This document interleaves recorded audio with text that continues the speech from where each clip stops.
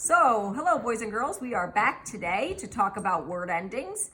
Yesterday we talked about the word ending ing, and ing, when we add it to a base word and a verb, it actually changes the action to something that's happening right now. So we went outside yesterday and we looked around and we saw some different things happening. We saw a horse standing in the pasture, so the root word was stand.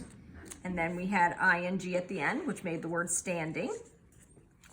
We had an animal walking, so we had walk is the base word. And when we add ing, it becomes walking.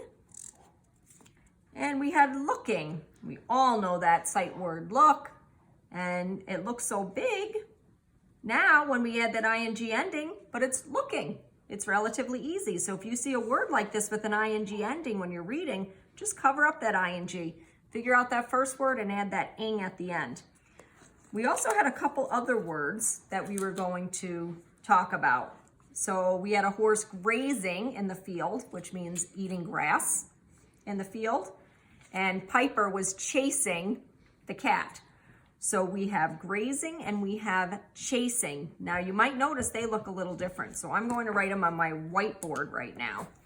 So if we take the base word, graze,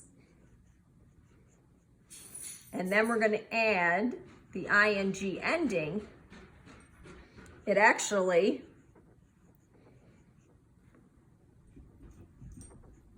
should look like this. Sometimes our language is a little funny, our English language.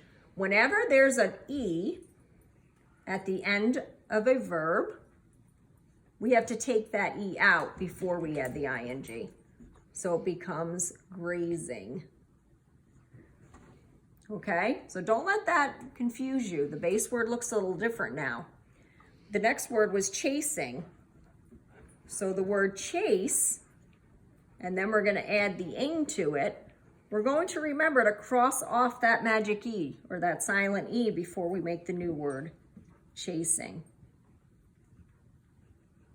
So when you're reading that word, when you cover up the ing, you kind of have to remember that that A says its own name. And if you can't, you can try the word.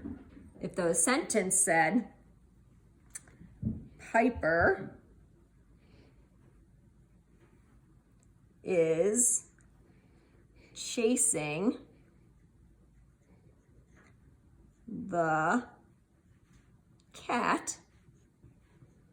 If you were reading this and you got stuck on this word, you can say Piper is, if I cover that up and sound it out, it sounds like chazzing. Piper is chazzing the cat. But we know as readers that doesn't make any sense. So we have to think, what would make sense? What would a dog do with a cat? Oh, Piper is chasing the cat. So that's why it's really important to think about the meaning of a sentence when you're reading. And you can always try both vowel sounds. And don't forget those endings. So you will know a lot more words when you start adding ing and ed to your words. That's your lesson for today. Have a great day. Go outside and play in the snow.